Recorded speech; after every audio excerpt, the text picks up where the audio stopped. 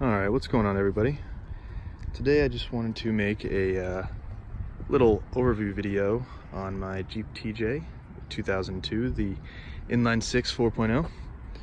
I'm actually shooting this on my iPhone XR. I already did this once before on my little Sony camera, but I figured I'd give this a shot and see how this comes out.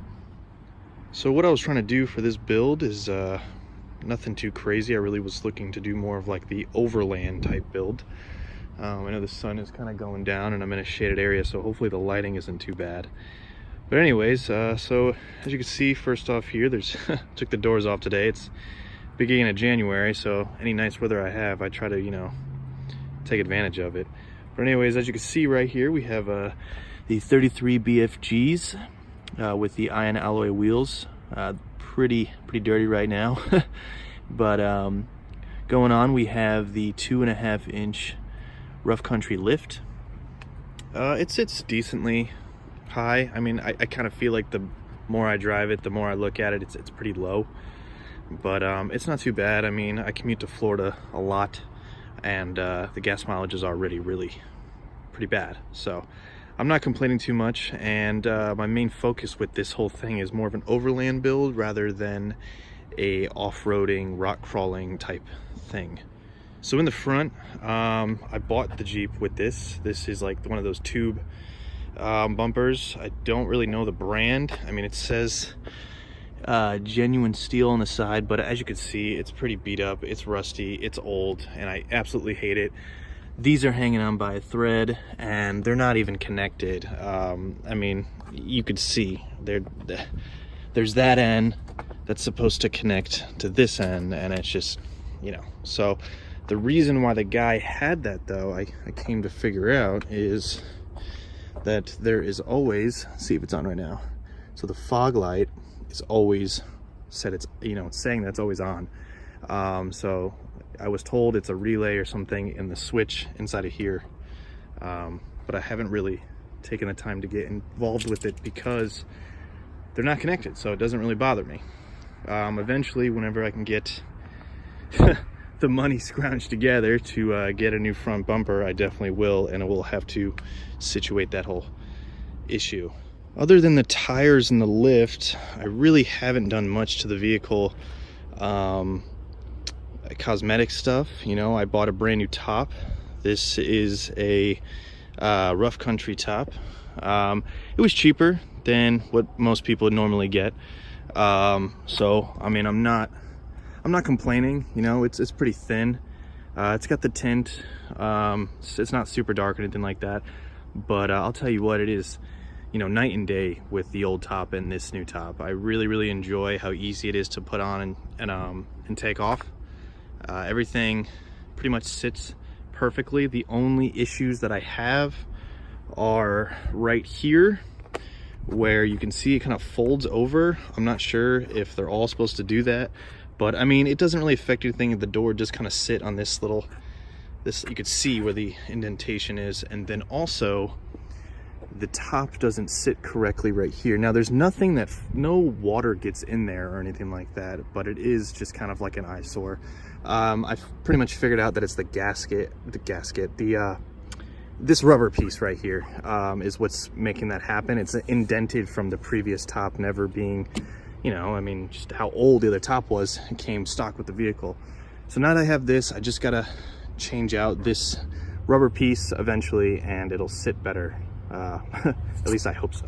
And other than the tires and the top on the lift kit, I replaced these fenders. These are the OEM style fenders. These are also rough country, I believe, but I wanted them because the old ones were super faded, and I could not stand the look of the gray. As you can see, I still have this, you know, the OEM style steps that are just completely faded, that I still have to figure out what to do with those. I'm thinking about maybe doing like a Line X or Rhino line or something like that until I can figure out what I want to do for a step. I would take them off, but then I know someone would complain and be like, oh, you know, I can't get in here, or like, you know, if my parents ever wanted to come in here, or even my dog, you know. I mean, it does help.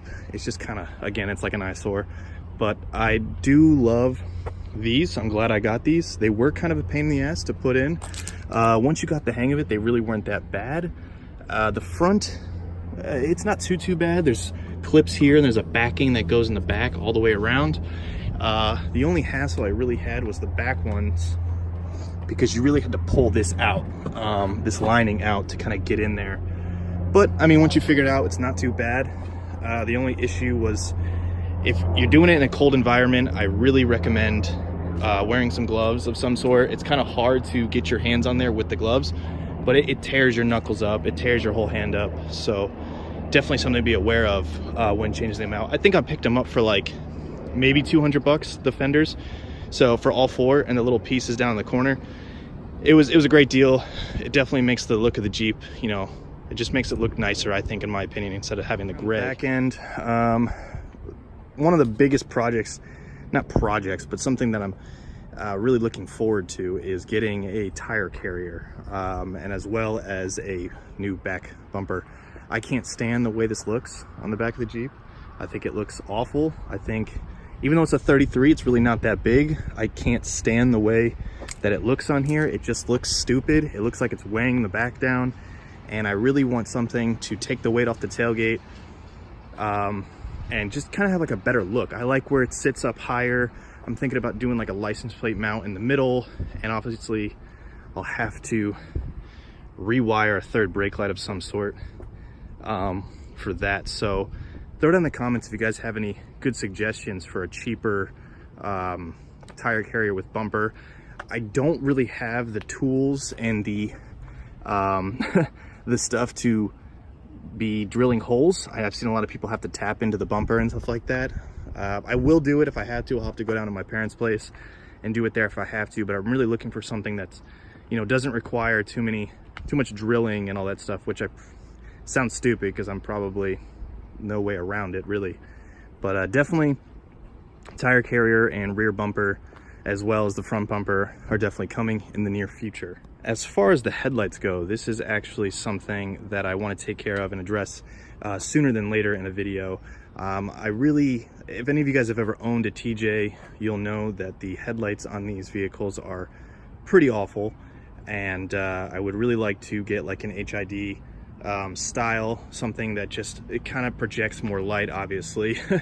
But yeah, these things are pretty awful, especially on those long drives. When I'm on 95 driving back from Florida, it's pretty dark, you know. And also, I mean, even just going off-roading and overlanding and all that stuff, you want something that really project. And before I get into all like the crazy light bars and all the other stuff, I would really like to just try and get some new headlights. I've heard a lot about different brands, and I'm thinking those Sun Pies. I saw a lot of people on YouTube are having those, and they seem to work pretty well.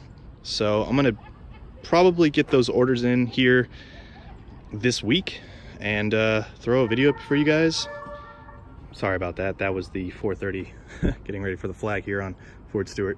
But anyways, yeah, I would like to change out these headlights because they're pretty awful. I would also like to do like the black headlight bezels or whatever they're called. Definitely change those up. And I've also been thinking about doing like not a smoked, but a clear turn signals and reflectors, because again, I really hate the bright color. I just like it to look more sleek and dark, and not necessarily like murdered out black, but just a little bit darker, or something that's, you know, just more appealing, I guess. Maybe just to me. I don't know. And then as far as anything else goes, again, this is kind of like a budget build for me, but my ultimate goal is really to do more of like an overland build. I would really like to do like the cage with the cargo rack and everything like that, and eventually do like a, you know, rooftop tent and all that stuff, but that's like way down the future. But you know, I do have about 7 more months here on Fort Stewart, and after that, if I do decide to keep the Jeep, because I have been having some thoughts about getting rid of it just because of the commute and everything. If I do decide to keep this Jeep and continue to build it up and everything, and you know, maybe actually get some views here on this channel, you know, I'd like to really start going out and exploring more, and taking you guys along the way with me. Sorry, someone drove by me and kind of gave me a dirty look. They're probably wondering why I'm filming in this back parking lot of the lodge. I'm just trying to find a good spot to, you know, kind of be secluded from everybody else. But anyways, like I was saying, yeah, I'd really like to do more of an overland build and do more like camping trips and stuff like that. And, you know, you really don't see very many, you know, TJ builds on YouTube anymore. It's a lot of the JKUs, and even now the JLs. But this is just, you know, this is one of the best right here. You know, the TJ, that indestructible motor, so they say. This is my second TJ. This is the 2002, and I had a 2001, I believe. It was the 60th year edition. Correct me if I'm wrong. It may have been a 2000. I'm sorry. Someone's gonna kill me in the comments. But I had that when I was in high school, and I regretfully sold that, and I really wanted to get back into one. So here she is. Stay tuned definitely for some more videos, and yeah, it should be a good time. One more thing I forgot to mention before I go. I had learned about this this table trick thing that I saw from Arkansas Off-Roading, I believe his name was, on YouTube, and he had made a table for his tailgate, you know, for cooking and all those purposes. I apologize, it's dirty. I got some Christmas gifts in here, but I've got all the components, you know. I've got the piano hinges, I've got the duct tape, and I've got the magnets and everything I need, but I cannot find. Oh, I also have the 550 cord, because a military installation, I mean, this, you can get it anywhere. But I am having a hard time finding the piece of wood that would fit this. You know, I've tried everywhere. I've tried, well, I wouldn't say everywhere, but I've tried a good amount of places, and I just cannot find the right thickness and the size. So if you guys have any suggestions, please throw it in the comments. I'd love to hear it, and definitely going to make a video out of it. Another thing that I forgot to mention is the guy who owned this before me had some weird wiring going on. So I would assume this was his antenna, and his wiring job is just really shoddy, and it was really weird. I'm guessing, I mean, I could be wrong, he had some type of CB connected. It goes into the glove box and it wires all the way around.